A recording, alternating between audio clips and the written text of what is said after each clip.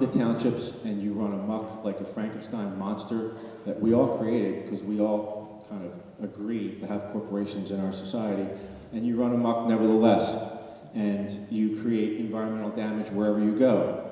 But townships have a weapon since 1971 when the legislature unanimously passed 2 sessions in a row the Environmental Rights Amendment. And when it was approved by the general public in 1971, it received the largest majority, or the largest vote majority of any vote that had ever taken place in Pennsylvania history.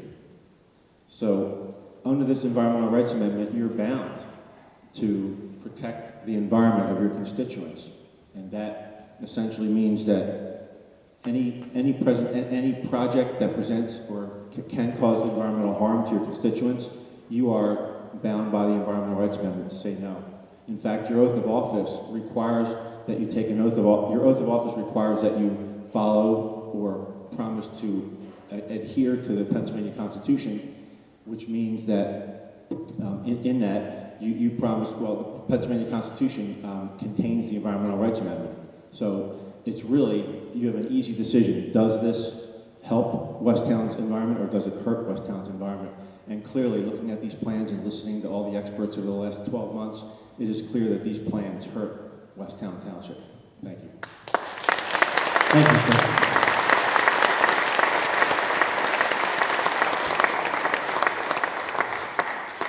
Jillian Fitzpatrick is at the microphone, and David Turner is on deck. All right, so the first point that I would like to make tonight is that Jeffrey Madden, which was the stormwater management witness, provided testimony regarding the feasibility of the submitted plans for toll. He works for a company called ESE Consultants. I would like to point out on the record that according to the ESE website, ESE Consultants, Inc. is a wholly owned subsidiary of Toll Brothers. I would like to point out to Mr. Edelman that you cannot call into question the integrity of the stormwater management witness presented by Neighbors for Crebilly because she has also represented activist groups in the past when your own witness is literally on your payroll.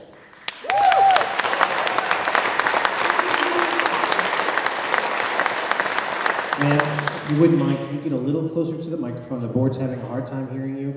And can you slow down a little bit because it's a little quick with the reading? Additionally, Mr. Madden testified that the soil remediation technique used to mitigate the impact of stormwater management. Hang on, Eleanor, were you able to get that? Maybe you want to come to the other microphone, maybe so she can see you a little better? I apologize. I can generally tell from her body language when she's getting it and when she's not. Get real close to that mic. All right. Can you hear me now? Not really. Now. Put it up a little bit towards your mouth. There? There you go. Additionally, Mr. Madden testified that the soil remediation technique used to mitigate the impact of stormwater management would fall on the homeowners and would be policed by the HOA for compliance. Therefore, the homeowners are responsible for enforcing that practice on themselves. This is a conflict of interest, and that will not happen. If there are no laws in place to demand this, no enforcement agency, no way to educate new homeowners, and would cost them money, it will not be done. Therefore, I ask the board to realize this is not a legitimate stormwater management practice. My second main point is that the superintendent of the Westchester School District, Dr. Scanlon, testified that the district would most likely move to add modular classrooms in the event that the neighborhood is built and will result in a substantial increase in students. I would like to support the call to assess an impact fee to Toll Brothers to help the school district avoid this. My main reason being I graduated from Unionville High School back during a fight between taxpayers and the district to expand the school to accommodate an increasing number of students. The school district moved to modular classrooms and placed them in the front and the back of the school. I attended classes in these classrooms for 2 years and felt at risk every day that I walked in and out of the front doors with no way to keep an intruder out. While it's horrible to think about, armed intruders are a part of American life at this point, with another shooting occurring at an elementary school within the past month. That school avoided death by locking down the school using practice plans. Modular classrooms interrupt these plans and make it increasingly difficult for a school to protect its students. Though I don't have kids of my own, I would be furious as a parent that if this neighborhood goes in, my school district would have to choose between cutting their current offerings and adding modular classrooms. God forbid anything were to happen at a Westchester school impacted by this development, modular classrooms would surely make that situation harder to secure. As a past student that had to worry about this every day during my final years of high school, I plead you not to put the school district in that situation. Don't risk the safety of students for a political ploy. My third point is that this isn't the only development. There's 150 homes proposed for the TAG development. There's 600 units of apartments going in at the Greystone Manor off of 322 near Westchester. You have 110 townhomes currently in West Whiteland Township being built on the side of 202 South. You have 200 proposed apartment units at the corner of Matlack and 202, and a proposed development on Oakland Road near the Dorottown Inn. So this isn't happening in a vacuum. This isn't 600 cars. This is thousands of cars in the next 5 to 6 years. And lastly, these aren't just numbers on a page. You're decreasing the quality of life for all of us that live here. So Andrew, when you lay your head down tonight in your home on the National Historic Registry, a street away from one of the largest preservations of land in Chester County, the Stroud Preserve, be sure to know that your home choice sends a message. You won't even buy the junk that your company produces, so why should anyone else?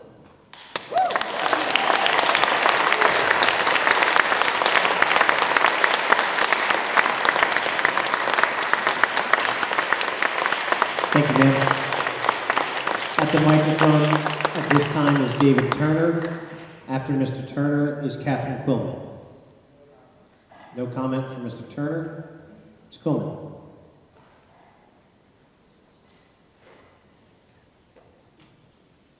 After Ms. Quillman is Elizabeth Mora. I included photos that you're going to get, but obviously people can't see them. My name is Katherine Quillman. I live in Westchester, and I'm a local historian and author. I'm currently under contract to write a book called The Title, American Revolution in the Brandywine Valley. However, my interest in the battlefield dates to the late 1980s, when I first wrote about a grassroots organization that is now part of the Chester County Planning Commission called the Brandywine Battlefield Task Force. I wrote about this group when I was a suburban staff writer for the Philadelphia Inquirer. There were numerous articles over the years, including one in 2000, that focused on the so-called battle over the Field Point subdivision, originally a Toll Brothers project. I don't know if Toll was part of the final agreement, but only 46 acres of what we now call Sandy Hollow Heritage Park was saved. I bring this up because, with the exception of Sandy Hollow and the recent acquisition of the Dilworth Farm, no large-scale parts of the battlefield have been preserved beyond scenic easements. Of course, this greatly saddens me that a battle that has been called the turning point of the American Revolution is now largely crammed with housing developments despite decades of preservation efforts.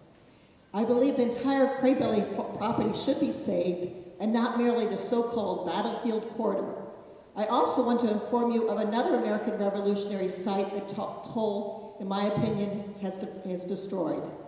According to the Rise Preservation Planning, which wrote the so-called historic narrative or documentation, more than 1,000 soldiers camped on the former Daniel Evans homestead near the village of Eagle on Route 100, or what Toll now calls Chester Springs. The property is part of Toll's Byers Station, which spans 2 townships. Toll's first development stage began in 2001. I have included a recent photo of the Daniel Evans homestead, where General Wayne joined Washington on September 21st, 1777, after the Paoli Massacre. Despite decades since the Toll purchased the former Evans and Ewing farm, the 18th century Evans homestead is still used as a toll office and is not being treated as a historic structure as promised. In fact, the so-called black hole of the sewer treatment system is within yards of the house, and the rare spring house / residence now faces what I call a wall of grass, which is part of a 24-foot high embankment. As you can see from the photos, several trailers have been there since 2001, and they've been there so long, the wheels are now embedded into the ground. According to Upper Euclid's township records, which I acquired, Toll received bonus density despite the fact that the Evans barn, described by Wise as dating to the 1700s, was never converted into a clubhouse. Instead, it was raised.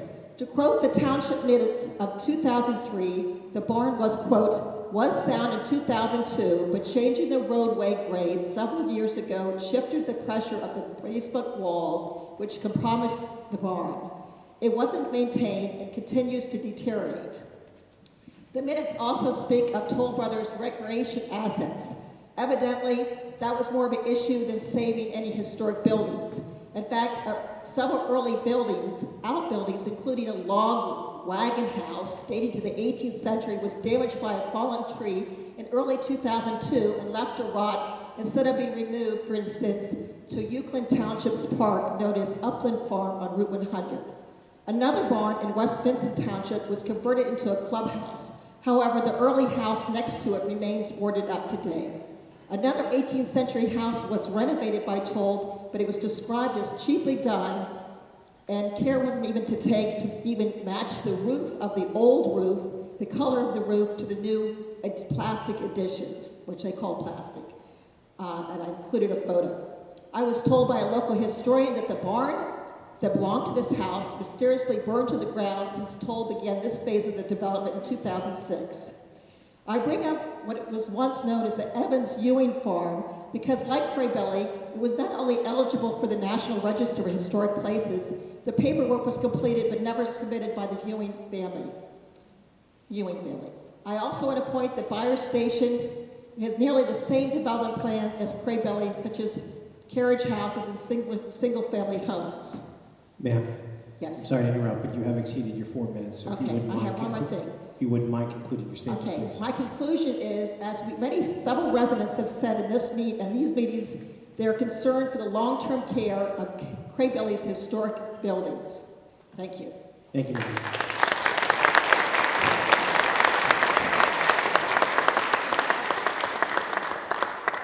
We have to go off the record for 1 second.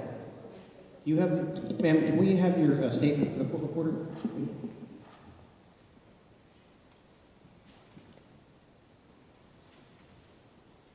Okay, at the microphone now is Elizabeth Moro. After Ms. Moro is, I believe it's Mr. Mork. I'm having a hard time with that name, of Britain's Bridge Road in Birmingham. Go ahead, ma'am. At a meeting to defend the possibility of another option for Crebilly Farm, I shared with Chad's Ford Live the importance to make every effort we can to preserve our historic battlefields and to honor those who valiantly fought for the birth of our nation. By keeping these spaces open, every generation has the opportunity to re-witness the battle and hear the courageous tales of our founders.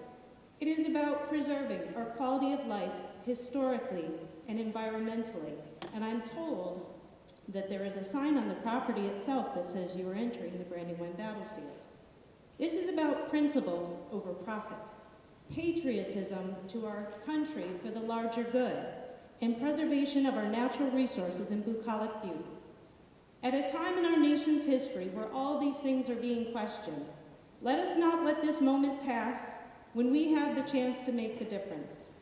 Some have criticized on what merits I present my thoughts, and it is thus. I am a citizen of this state and a resident of the county. I have a vested interest in retaining the beauty of our area for generations to come. Under Article 1, Section 27 of the Pennsylvania Constitution, the people have a right to clean air, pure water, and the preservation of our natural, scenic, historic, and aesthetic values of the environment. Pennsylvania's public natural resources are the common property of all the people, including generations yet to come. As trustees of these resources, which you are, the Commonwealth shall conserve and maintain them for the benefit of all the people. And this is legal precedence. It is the ruling that saved Beaver Valley.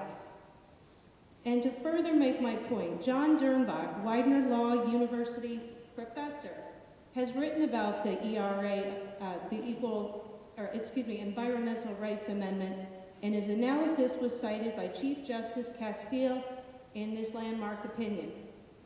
The right to clean air and pure water is equivalent to the right to free speech. The people of Pennsylvania voted 4-1 in favor of the bipartisan amendment. According to the Supreme Court, the right delineated in the first clause of Section 27 presumptively is on par with the rights and enforceable with the same extent as any other right reserved to the people in Article 1, which are some pretty important things, which are also being challenged today. The right to life, liberty, property, and the pursuit of happiness. It includes freedom of speech, freedom of religion, the right to trial by jury, and the right to bear arms. This is not a small decision that is being made here, and I respect every single one of you here. We've become almost like a family. We've spent so much time together. I'm from a very large family. I'm one of 12 kids. And I know sometimes hard decisions need to be made, and often we offend one another because of our principles. But at the end of the day, we have to do the right thing for the greater good and not just for the dollar. Thank you. Thank you, ma'am.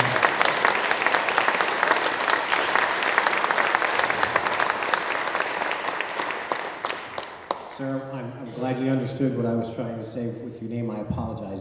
Is it Jarl Mork? It's Jarl Mork. Jarl Mork. Can you Thank hear me? you. And after Mr. Mork is Vince Mora.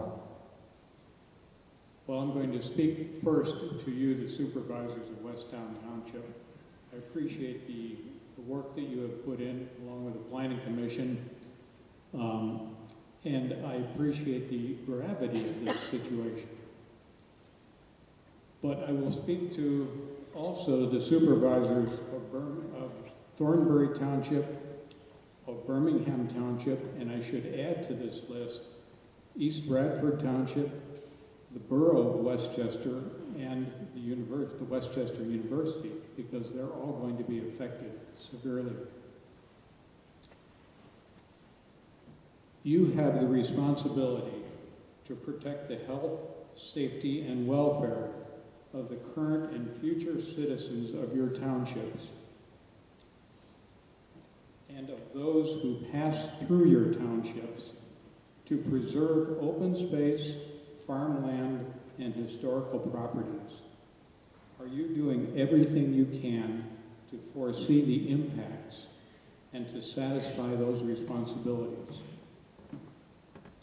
To the Robinsons, you have the opportunity to leave a positive legacy and good neighborhood relations by working with the community to preserve as much of the farm as possible and still achieve a reasonable return by engaging in a dialogue with the land conservancies, the developers, and other interested parties. To Toll Brothers, you have the opportunity to improve your image and practices by working with the interested parties to achieve a reasonable development and a reasonable profit, and to also preserve a significant portion of the historic property. To PennDOT, you have the opportunity and the responsibility to get ahead of the serious and worsening traffic situation on routes 202 and 926 and other surrounding roads, to include Pleasant Grove Road, New Street, and Birmingham roads. To all parties, do the right thing. Plan and act to minimize the number of homes and maximize the preserved open space of Crebilly Farm. Thank you. Thank you, sir.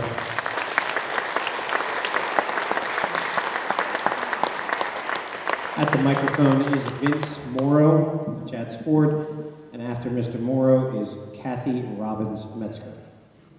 Good evening, everybody. And I just want to thank everybody, the board, the representatives of Toll Brothers, but most important, the people that stand behind me, the residents of this township, residents from other townships who have come forward to attend hearings and meetings in support of saving Crebilly Farm. When I look up on the stage, I get goosebumps. I get goosebumps, not because I enjoy coming to these meetings and township hearings, but because I graduated 2 children on this very stage. They got their diplomas here. And one thing that we did when the kids graduated and throughout their years of school is we taught them to go out to the community and to respect and regard others. When they came time for them to fill out college applications, they were taught and guided so that they were perfect and they were complete. And when we finally set them free, we said, go out to the community and in everything you do, put your best foot forward. So, in addressing the various parties here, the Robinson family, I don't know if any of you are here, but most people know me as one of the founders of Neighbors for Crebilly. I'm not here representing Neighbors of Crebilly tonight. I'm here as a proud father, and I would ask you to put your best foot forward and work with the community in making this reconsideration and some change here on this plan. Toll Brothers, Andrew and Greg, you're doing your job. I get that, I understand that. But the plan that you brought forward, some of the words that describe it throughout these hearings, incomplete, disregarding and disrespectful of zoning requirements, some of the basic things that the township asks for in the zoning code was to comply. The words rudimentary, conceptual, on your application, which when we ask our kids to be perfect and to put an application together to put their best foot forward, your application is rudimentary, conceptual through your consultant. On top of that, when you consider the Environmental Rights Act, it's unconstitutional. So tonight, when you put your daddy hats on, think about it. Think about putting your best